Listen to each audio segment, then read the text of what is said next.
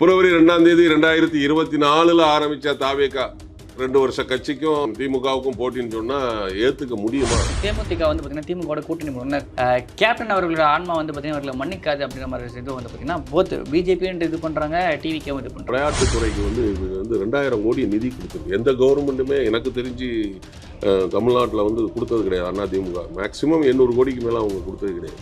But இவங்க பார்த்தீங்கன்னா இப்போ 2000 கோடிக்கு மேலே கொடுத்துருக்குறாங்க. ஸோ அது யாருக்கு பெருமை? கடந்த நாடாளுமன்ற தேர்தலில் திராவிட முன்னேற்ற கழகம் ஒரு மேல்சபை எம்பி கொடுக்கும்னு சொன்னாங்க, பட் கொடுக்கல. இப்போ எம்ஜிஆர் ஆரம்பித்த அண்ணா திராவிட முன்னேற்ற கழகம் இன்னைக்கு அமித்ஷா திராவிட முன்னேற்ற கழகமாக இருக்கு.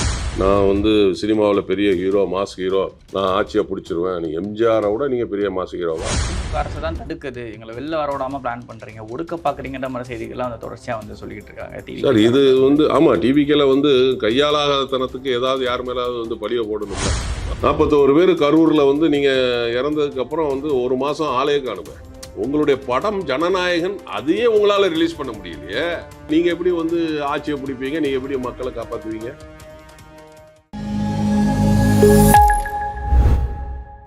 லயன் ஸ்குவாஷ் அசல் பழங்களிலிருந்து தயாரிக்கப்பட்ட ரியல் ஸ்குவாஷ் ஃபுல்லா ஜோரா.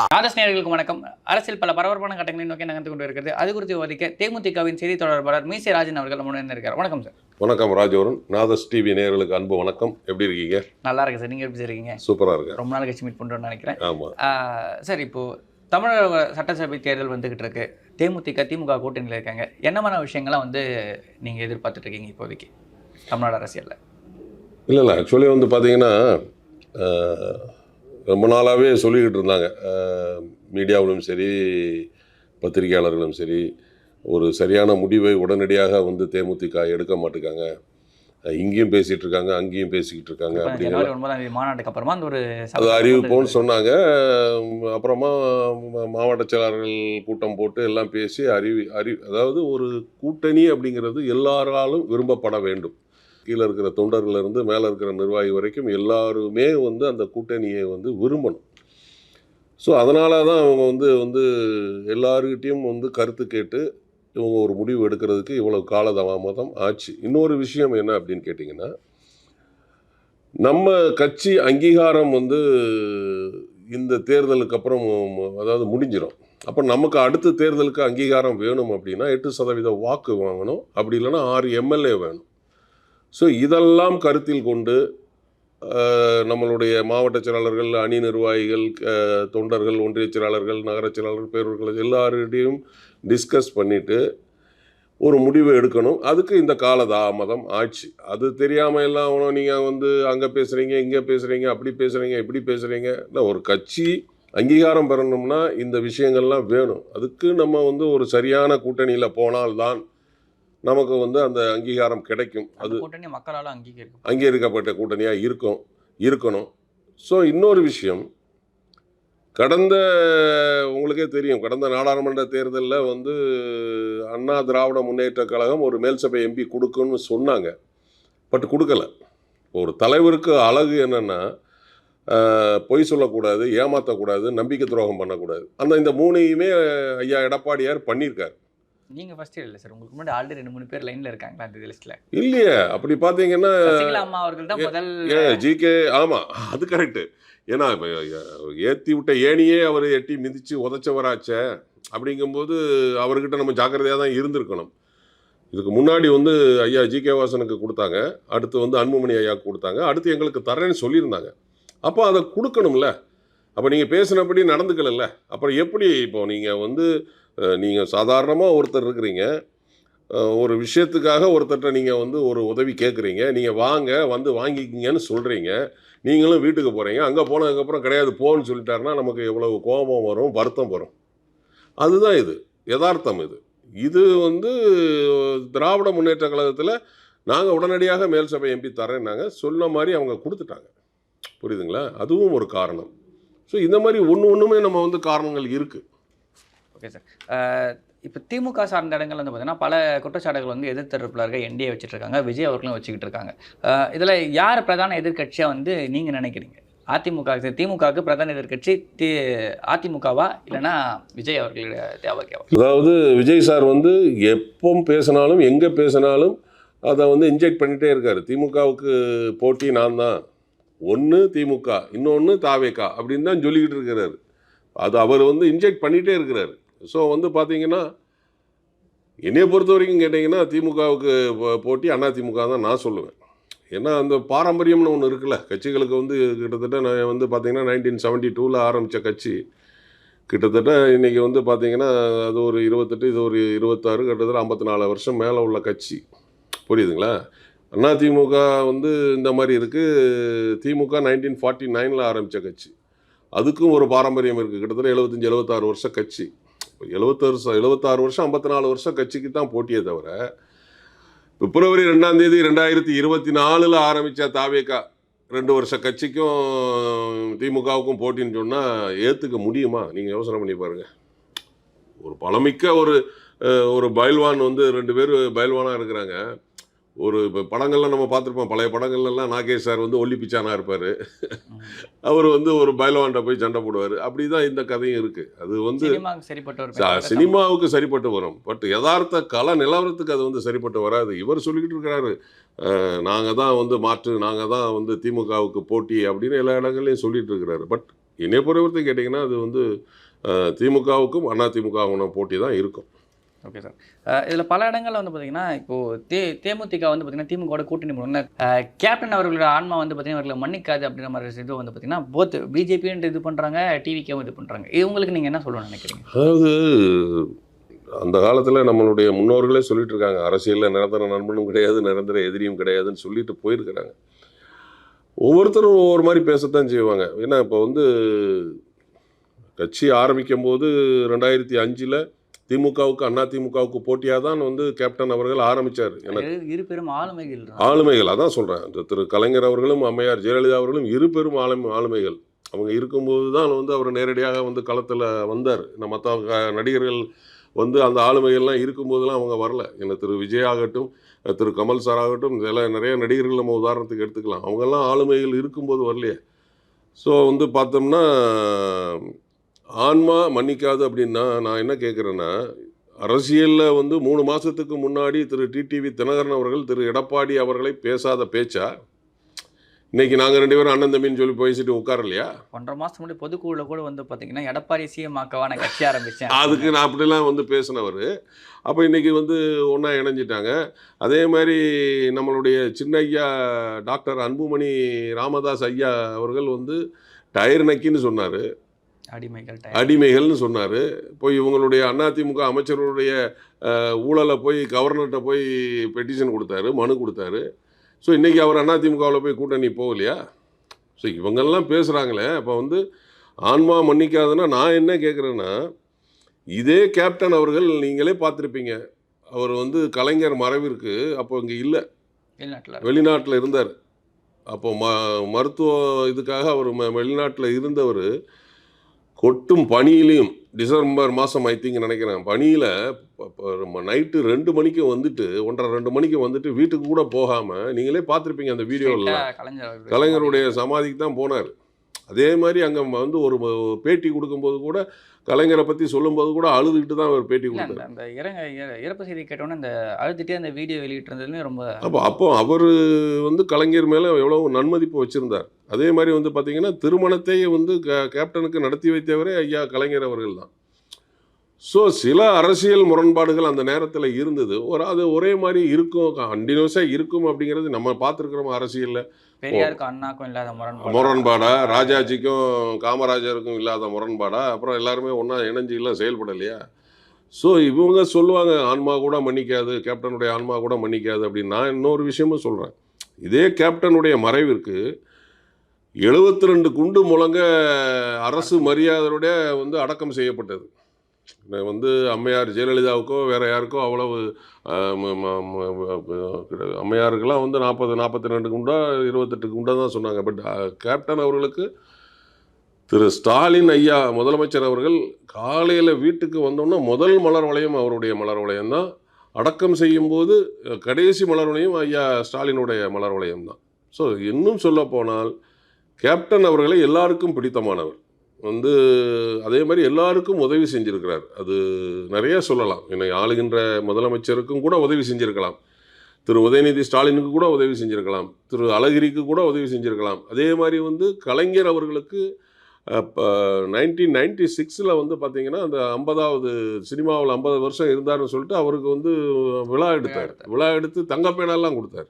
அந்த நேரம் ஆளுங்கட்சிக்கு அம்மையார் ஜெயலலிதாவுக்கு பயந்து நிறைய பேர் விழாவே எடுக்கலை, வரமாட்டேன்ட்டாங்க. இவர் துணிஞ்சு நின்று அன்றைக்கி வந்து அந்த விழாவை எடுத்து அந்த 96 ஆட்சி மாற்றம் ஏற்படுறதுக்கு இதுவும் ஒரு காரணம். புரியுதுங்களா? அதனால் வந்து சொல்கிறவன் வந்து சொல்லிட்டு தான் இருப்பானுங்க. அவன் சொல்கிறவன் யாராக இருப்பான்? ஒன்று அதிமுகவாக இருப்பாங்க, இல்லைன்னா தாவேக்கால உள்ளவங்க இருப்பாங்க, ஆன்மா கூட மன்னிக்காது அப்படின்னு சொல்லிட்டு. புரியுதுங்களா? அப்போ நீங்கள் வந்து ஏடிஎம்கேல வந்து மேல்சேவை எம்பி தாரேன்னு சொல்லிட்டு நீங்கள் கொடுக்கலையே, அப்போ மட்டும் எப்படி கேப்டனுடைய ஆன்மா வந்து மன்னிக்குமா? இப்படி நாங்கள் ஒரு கேள்வி கேட்போம்ல. கேப்டன் ஆன்மாவே ஏமாற்றி வர எடப்பாடின்னு நம்ம சொல்லலாம்ல. அதனால் பேசுகிறவங்க பேசிட்டோம். ஒரு படத்தில் கூட விசு சொல்லுவார், போற்றுவோர் போற்றட்டும், தூற்றுவோர் தூற்றட்டும், போகட்டும் நாரதர் நாயுடுக்கேன்னு சொல்லிட்டு ஒரு டயலாக் பேசுவார். அதே மாதிரி இவங்க பேசுகிறவங்க பேசிட்டு தான் இருப்பாங்க. ஓகே சார், எலெக்ஷன் சார்ந்த விஷயங்களுக்கு வரும். இப்போ வந்து பார்த்தீங்கன்னா திராவிட மாடல் ஆட்சி 2.0 வந்தோடனே நான் எல்லாருக்கும் 2000 ரூபாய் தரேன்ற விஷயங்கள் வந்து பார்த்தீங்கன்னா முதல்வர் அறிவிச்சிருந்தார். இந்த பக்கம் எடப்பாடி அவர்களும் அதே மாதிரி ஒரு ஸ்கீம் தான் வந்து குலவலுக்கு திட்டம் அப்படின்னு அனௌன்ஸ் பண்ணியிருந்தார். இந்த பக்கம் திரு விஜய் அவர்களும் அதே தான் அறிவிக்கிறார். ஆனால் 2500 ரூபாய் வந்து அனௌன்ஸ் பண்ணுறாரு. யாருக்கு இதே மாதிரியான விஷயங்கள் தான் அவரும் அனௌன்ஸ் பண்ணுறாரு. அந்த அறிவிப்புகள்லாம் பார்த்துருங்க, அதை பற்றி நீங்கள் என்ன நினைக்கிறீங்க? இல்லை, அதாவது பார்த்தீங்கன்னா இதே ஐயா எடப்பாடியார் அவர்கள் வந்து இலவசமே வேண்டான்னு சொன்னார். இப்போ எதிர்கட்சியாக இருக்கும்போது அந்த மகளிர் உரிமை தொகையை கொடுக்க முடியாது அப்படிலாம் சொன்னார். ஆனால் இன்றைக்கி என்ன சொன்னார்? நாங்கள் வந்தோன்னா 2500 ரூபா கொடுப்போம். அதை பேரை கொஞ்சம் மாற்றிருக்காரு. திமுகவோட மேனிஃபெஸ்டோ வந்து கொஞ்சம் பேரை மாற்றி குலவழக்கு திட்டம் அப்படின்னு சொல்லி நாங்கள் வந்து 2500 ரூபா கொடுப்போம். அப்புறம் அதே மாதிரி வந்து பெண்கள் வந்து ஃப்ரீயாக பஸ் இருக்குது, நாங்கள் ஆண்களுக்கு பஸ் ஃப்ரீன்னு சொல்லி அவர் சொல்கிறாரு. எல்லாமே காப்பி தான் வைங்களேன், காப்பி பேஸ்ட்டு தான். திமுக என்ன சொல்லிச்சோ அதை அப்படியே வந்து கொஞ்சம் கூட சொல்லி அவங்க காப்பி பேஸ்ட் பண்ணிட்டு அப்படி தானே சார். திமுகக்கு முன்னாடி போட்டு அண்ணா திமுக, அதுதான் சொல்கிறேன். அதே மாதிரி திரு விஜய் அவர்களும் வந்து நிறையா வந்து சொல்லியிருக்கிறாரு. என்ன பெண்கள் குழந்தைகள் பெரியவர்களுக்கு வந்து தனி இலாக்கா நாங்கள் வந்து அவங்கள கண்காணித்து அது என்னுடைய கண்காணிப்பில் இருக்கும் அப்படி இப்படிலாம் சொல்கிறாரு. மகளிர் திட்டம் 2500, அவரும் அதுதான் சொல்கிறார், 2500 ரூபா கொடுப்போங்கிறாரு. அன்னபூரணி சூப்பர் 6, அதாவது கேஸ் சிலிண்டர் 6 இலவசமாக வருஷத்துக்கு 6 கொடுப்போம் அப்படிங்கிறாரு. அண்ணன் சீர்திட்டம், தாய்மாமன் திட்டம் அப்படின்னு நிறைய அவரும் சொல்லிக்கிட்டு இருக்கிறாரு. அப்புறம் வந்து காமராஜர் கல்வி உறுதி திட்டம், சானிட்டரி இலவசம் ஏற்கனவே அதிமுக ஆட்சியிலே வந்து அவங்க சொல்லியிருக்கிறாங்க. அம்மையார் ஜெயலலிதா அவர்களே அது வந்து சொல்லியிருக்கிறாங்க. ஆக மொத்தம் எல்லாமே வந்து பார்த்தீங்கன்னா மேனிஃபெஸ்டோ எல்லாமே வந்து ஒன்றுக்கு ஒன்று காப்பி தான். அது வந்து அதுதான் நான் சொல்கிறேன், பாரம்பரியமான கட்சி வந்து அது அதிக எக்ஸ்பீரியன்ஸான கட்சி திமுக. ஸோ அவங்க என்ன சொல்கிறாங்களோ அதை இவங்க கொஞ்சம் பேர் மாற்றி கொஞ்சம் அமௌண்ட் அதிகமாக கொடுத்து இவங்க வந்து பண்ணுறாங்க. ஆக மொத்தம் மக்களுக்கு வந்து தெரியுங்களா யார் வந்து நல்லது செய்வாங்க, யார் நல்லது செஞ்சுருக்கிறாங்க அப்படிங்கிறது சொல்லுவாங்கல்ல. இப்போ அவங்களுக்கு தெரியாமல் இருக்குமா? அப்படி பார்த்தீங்கன்னா திமுக நிறைய விஷயங்கள் வந்து இப்போ வந்து பண்ணியிருக்கிறாங்க. நிறையா வந்து காலை உணவு திட்டம் வந்து கொடுத்துருக்குறாங்க. அப்புறம் கலைஞர் மகளிர் உரிமை தொகை வந்து முதல்ல இவங்க தான் வந்து ஆரம்பித்து 1000 ரூபாய் கொடுத்தாங்க. அப்புறம் வந்து பார்த்திங்கன்னா கிட்டத்தட்ட ஒரு விவசாயிகளுக்கு 2 லட்சம் இலவச மின் இணைப்பு கொடுத்தாங்க. அந்நிய முதலீடு வந்து திமுகவோட அதிமுக கவர்மெண்ட்டை விட இவங்க வந்து இப்போ வந்து அதிகமாக கொடுத்துருக்குறாங்க. 12 லட்சம் கோடிக்கு மேலே முதலீடு வந்து கொண்டு வந்திருக்கிறாங்க. புரியுதுங்களா? அப்படியே ஒன்று ஒன்றா நம்ம வந்து நிறைய வந்து பார்த்திங்கன்னா நிதி விளையாட்டுத்துறைக்கு வந்து இது வந்து 2000 கோடி நிதி கொடுத்துருக்கு. எந்த கவர்மெண்ட்டுமே எனக்கு தெரிஞ்சு தமிழ்நாட்டில் வந்து கொடுத்தது கிடையாது. அதிமுக மேக்ஸிமம் 800 கோடிக்கு மேலே அவங்க கொடுத்தது கிடையாது. பட் இவங்க வந்து பார்த்திங்கன்னா இப்போ 2000 கோடிக்கு மேலே கொடுத்துருக்குறாங்க.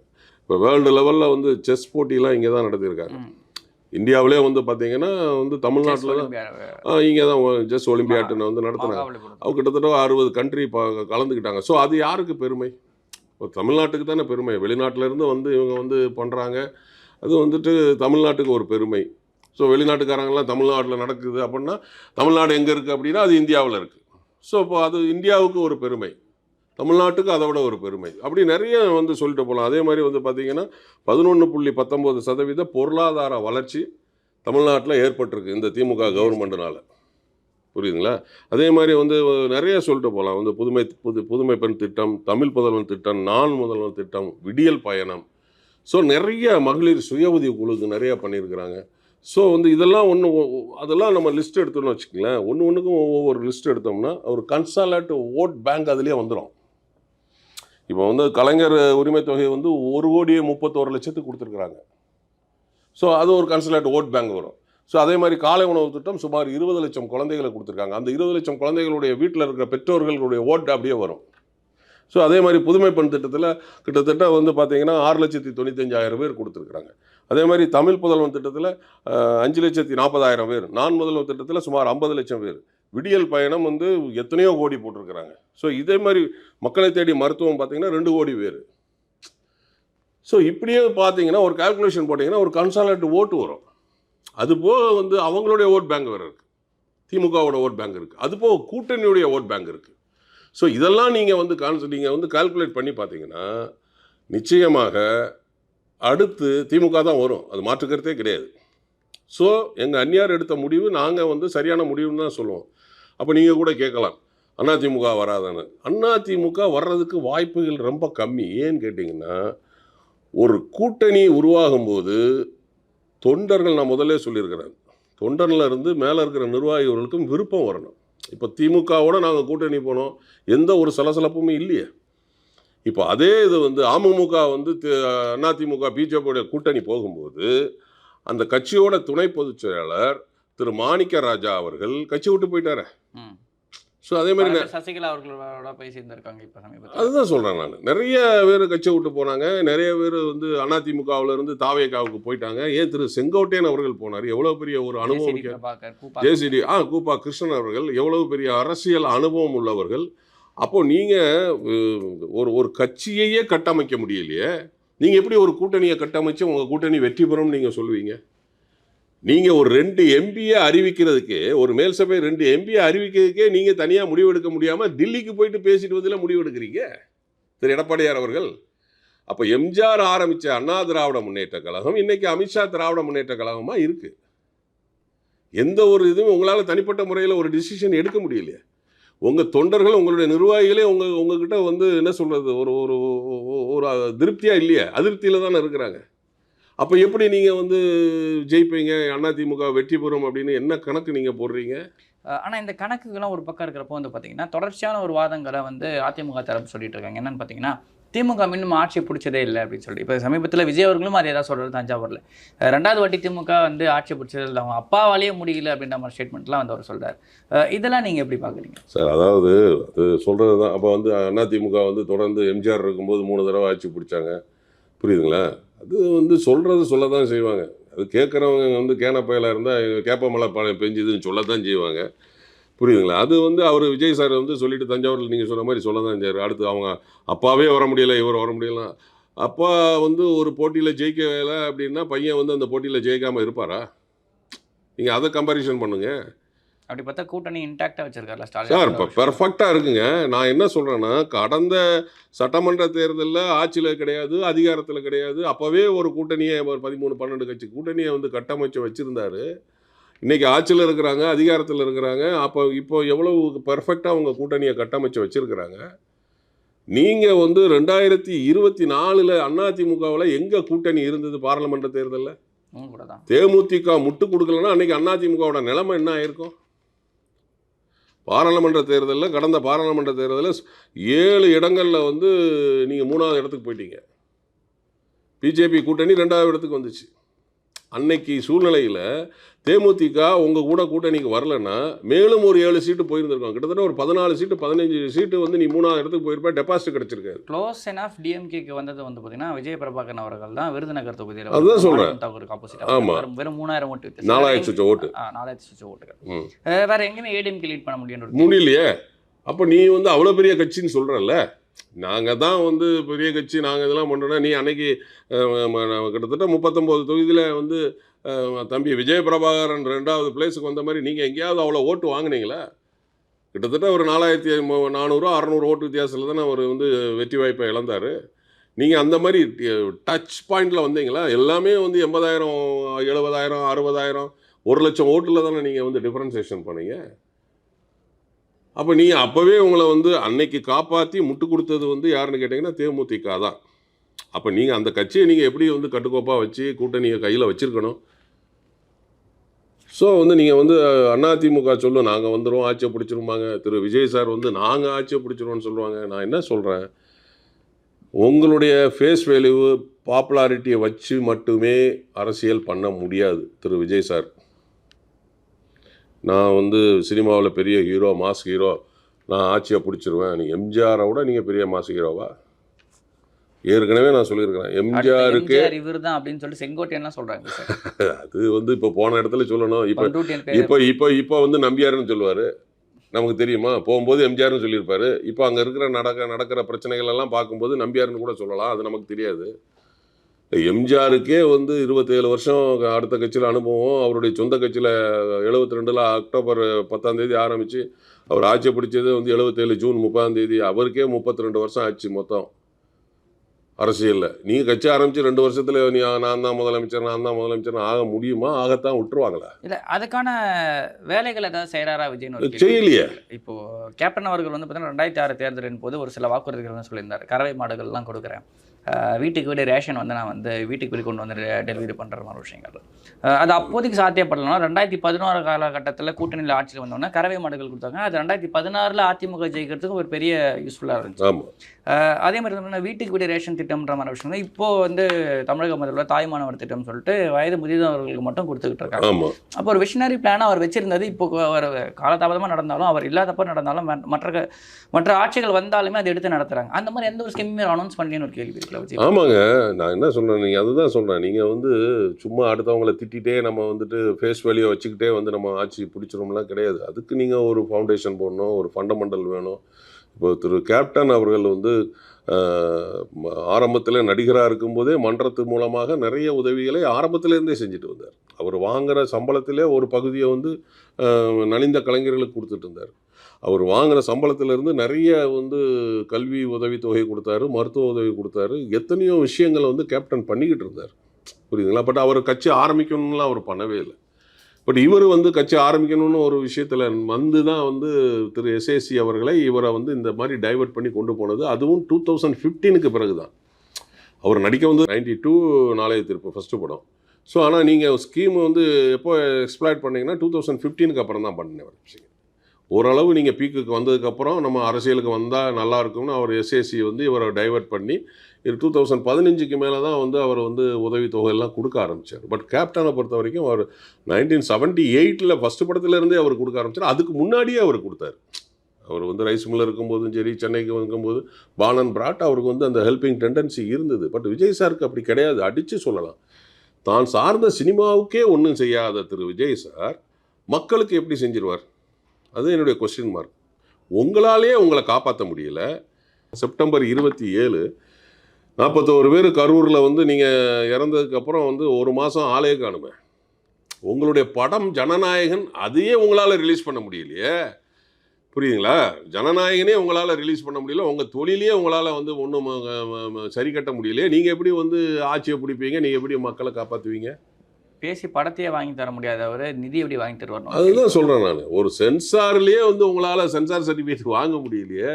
இதில் வேற நாங்கள் வந்து அதை செஞ்சிருவோம், அப்படி செஞ்சிருவோம், இப்படி செஞ்சிருவோம்னு திட்டங்களை அறிவித்து கேஸ் சிலிண்டர் 6 நாங்கள் கொடுத்துருவோம். வந்து என்ன சூப்பர் 6 அன்னபூர்ணி சூப்பர் 6 உங்களால் படத்தை ரிலீஸ் பண்ண முடியல. நீங்கள் எப்படி வந்து கேஸ்லாம் வந்து சென்ட்ரல் கவர்மெண்ட் ஸ்கீமு, அவங்க கஸ்டடியில் வர்றது, அது எப்படி நீங்கள் 6 வந்து நாங்கள் வந்து கொடுத்துருவோம் போயிடுவோம்னு சொல்லிட்டு ஒரு சென்சார் சர்டிஃபிகேட்டே உங்களால் வந்து 9ஆம் தேதி ஜனவரி ரிலீஸ்ன்னு சொல்லிட்டு வரைக்கும் இழுத்துட்டு போகுது. எந்த ஜனவரி ரிலீஸ் ஆக போகுதுன்னு தெரியல. அப்போ தேதி பின்னர் அறிவிக்கப்படும். அப்போது மக்களை வந்து நீங்கள் ஏமாத்துறீங்க, திசை திருப்புறீங்க, மடமாற்றம் பண்ணுறீங்க. அதை பண்ணாதீங்கிறேன். நீங்கள் ஒரு திட்டத்தை வந்து நீங்கள் சொன்னீங்க, அருமையாக சொன்னீங்க. கேப்டன் அவர்கள் வீடு தேடி ரேஷன் பொருட்கள் வரும்னு சொல்லும்போது நானே கேப்டன்கிட்ட கேட்டேன், எப்படி கேப்டன் அது முடியும் அப்படின்னு டைரெக்டாக நான் கேட்டேன். அப்போ அவர் என்ன சொன்னார்னா, வீட்டுக்கு பேப்பர் வருதில்ல, பால் வருதில்ல, அதேமாதிரி ஏன் ரேஷன் பொருட்கள் வந்து வரக்கூடாது, இதில் இன்னொரு ப்ளஸ் இருக்குது அப்படின்னு அதையும் சொன்னார். படிக்காத இளைஞர்களுக்கு இதில் வேலை வாய்ப்பு கிடைக்கும் தமிழ்நாடு முழுதும் அப்படின்னாரு. இப்போ தொலைநோக்கு திட்டம் எப்படி இருக்குது பாருங்கள். ஸோ அதே மாதிரி வந்து இலவச கறவை மாடுகள், ஆடு, இதெல்லாம் தலைவர் சொன்னது தான். இவர் சொல்லும்போது சிரித்தாங்க. கிராமப்புற பொருளாதாரம் சார் இதை சொல்லும்போது எல்லாமே சிரித்தாங்க சார். அங்கே ஜெகன்மோகன் ரெட்டி ஆந்திராவில் கொடுத்தாரு, கெஜ்ரிவால் வந்து வீடு தேடி ரேஷன் பொருட்கள் கொடுத்தாரு. இன்றைக்கி நம்மளுடைய தமிழக முதல்வரே தாய்மானம் திட்டம்னு கொடுக்குறாங்க. இதே திமுகவிலே திட்டம் தான் செஞ்சாங்க. அது எப்படி முடியும்? அது எப்படி கொடுக்க முடியும்? இப்போ அவங்களே வந்து அதை வந்து ஃபேஸ் பண்ணி கொடுக்குறாங்க. ஸோ இந்த மாதிரி ஒரு அறிவு சார்ந்த அறிவுபூர்வமான தொலைநோக்கான ஒரு தேர்தல் திட்டத்தை நீங்கள் அறிவிச்சிருக்கீங்களா? இல்லையே.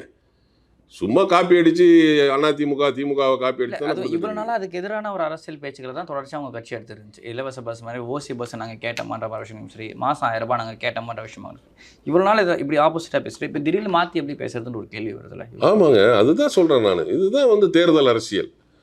அந்த அரசியல் தேர்தல் அரசியலுக்கு முந்தைய அரசியல், இப்போ தேர்தல் அரசியல். இல்லைன்னா இவர் களத்தில் நிற்க முடியாதுல்ல. இப்பயுமே நிற்கிறது இல்லைன்றதான் ஒரு பெரிய கம்ப்ளைண்ட். ஆமாம் சார், இவர் என்னைக்கு சார் ஒரு கிட்டத்தட்ட கட்சி பிப்ரவரி ஆரம்பித்தார் 2024. 2 வருஷம் ஆகுது சார். இந்த 2 வருஷத்தில் ஒரு எத்தனை தடவை தான் மக்களை சந்திச்சிருப்பாருன்னு நீங்கள் யோசனை பண்ணி பாருங்கள். மிஞ்சி போனோம்னா ஒரு 10 தடவை தான் சந்திச்சிருப்பார் எனக்கு தெரிஞ்சு. திமுக இந்த பரந்தூருக்கு ஒன்று, இந்த சிவகங்கை மாவட்டத்தில் அஜித்குமார் மரணத்துக்கு ஒன்று, அப்புறம் மரணத்துக்குமே சென்னையில் தான் நடந்துச்சு. அது அங்கே தான் நடந்தது. அப்புறமா பார்த்தீங்கன்னா எல்லாருக்கும் பிடித்தமான தலைவர் டாக்டர் அண்ணல் அம்பேத்கர்னு ஒரு ஃபங்க்ஷனில் அட்டன் பண்ணார். அதுக்கு முன்னாடி அது விகடன் மூணாவது ஃபங்க்ஷன் அதை அட்டன் பண்ணார். அப்புறமா பார்த்தீங்கன்னா நீங்கள் சொன்ன மாதிரி இந்த கரூர், சேலம், ஈரோடு, திருச்சி, தஞ்சாவூர், நாகைன்னு மொத்தத்தில் ஒரு 10 தடவை தான் 2 வருஷத்தில் நீங்கள் மக்களை சந்திச்சிருப்பீங்க. திமுக அரசு தான் தடுக்குது, எங்களை வெளில வர விடாமல் பிளான் பண்ணுறீங்க, ஒடுக்க பார்க்குறீங்கன்ற மாதிரி செய்திகள்லாம் தொடர்ச்சியாக சொல்லிக்கிட்டு இருக்காங்க. சார் இது ஆமாம், டிவிக்கில் கையாளாகத்தனத்துக்கு ஏதாவது யார் மேலாவது பழிய போடணும்ல. மற்ற அரசியல் தலைவர்லாம் போகத்தானே செய்கிறாங்க, மற்ற அரசியல் கட்சிகள்லாம் போகத்தானே செய்யுது. மாநாடு இப்போ நாங்கள் கூட 2 மாதம் முன்னாடி மாநாடு நடத்தினோமே, 9ஆம் தேதி, போன மாதத்துக்கு முதல் மாதம். கூட்டணி கூட அறிவிக்கலாம். அப்போ கூட்டணி கூட கிடையாது. எங்கள் மாநாடுலாம் கரெக்டாக தானே நடந்துச்சு. அங்கே எந்த தள்ளுமுள்ளோ கூட்டமோ எதுவுமே கிடையாது. நீ உன்கிட்ட அட்மினிஸ்ட்ரேஷன் சரி கிடையாது, உன்கிட்ட இருக்கிற ஆளுங்க சரி கிடையாது. அப்போ இப்போ மட்டும் எப்படி நீ ஒழுங்காக போய்கிட்டு இருக்க? இப்போ நீ தஞ்சாவூருக்கு போயிட்டு வந்தீங்க, இதுக்கு போயிட்டு வந்தீங்கல்ல, சேலத்துக்கு போனீங்க, அப்போ கூட அதில் கூட ஒரு ஆள் இறந்து போனாருன்னு சொல்கிறாங்க. சேலத்தில் ஒருத்தர் இறந்து போயிருந்தாரு. தஞ்சாவூர் போனப்போ ஒரு பைக் ஆக்சிடென்ட்டில் அண்ணன் தம்பி 2 பேருக்குமே அடிபட்டு. நீ அவங்கள போய் பார்க்கலையே சார். கரூரில் 41 பேர் செத்து போயிட்டாங்க, நீங்கள் போய் மலேசியாவில் போய் டான்ஸ் ஆடிட்டு இருக்கீங்களே சார். எப்படி சார் நீங்கள் மக்களை பாதுகாப்பீங்க? கரூரில் இறந்து போனவனுக்கு 3 நாளா 4 நாளாக சிஎம் சார் என்னை வேணால் நீங்கள் அரெஸ்ட் பண்ணுங்கள் சார், என்னை சார்ந்தவங்களை நீங்கள் டிஸ்டர்ப் பண்ணாங்க சார், நான் ஆஃபீஸில் இருப்பேன், இல்லைன்னா வீட்டில் இருப்பேன் சார். சினிமா டயலாகே பேசிட்டு மேக்கப்லாம் போட்டு நச்சுன்னு. அப்போ நீ 41 பேரை கரூரில் பழி கொடுத்துட்டு போய் அங்கே போய் மலேசியாவில் போய் டான்ஸ் ஆடிக்கிட்டு இருக்கிறீங்க. கேட்டால் நான் தொழில் அப்படி இப்படிம்பீங்க. அந்த வருத்தம் நான் எங்கள் ஊரில் சொல்லுவாங்க வடை வருத்தம்பாங்க. அந்த வடை வருத்தம் உங்களுக்கு இல்லையே. அந்த 41 பேர் குடும்பத்தையும் நீ வீடு தேடி போய் பாவாமல் நீ மகாபலிபுரத்தில் கூப்பிட்டு வர வச்சு ஆறுதல் சொல்கிறீங்களே. தமிழ்நாடு கல்ச்சர் என்ன, தமிழ்நாட்டோட பாரம்பரியம் என்ன? ஒருத்தன் செத்து போனான்னா அவங்க வீட்டில் போய் தான் துக்கம் விசாரிப்போம்.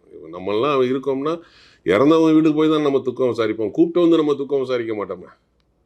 அந்த கல்ச்சரே நீங்கள் மாற்றுறீங்களே, உங்களுக்கு தகுந்தபடி நீங்கள் மாற்றுறீங்க. அதனால் நீ எல்லாத்தையுமே உங்களுக்கு தகுந்தபடி நீங்கள் அரசியல் பண்ணிக்கிட்டு இருக்கிறீங்க. பட் அது அரசியல் நம்ம எலெக்ஷன் ரிசல்ட்டில் தெரியும். ஓகே சார், இவ்வளோ நேரம் உங்களோட பொன்னார் நேரத்தை நன்றி ராஜவர்மன்.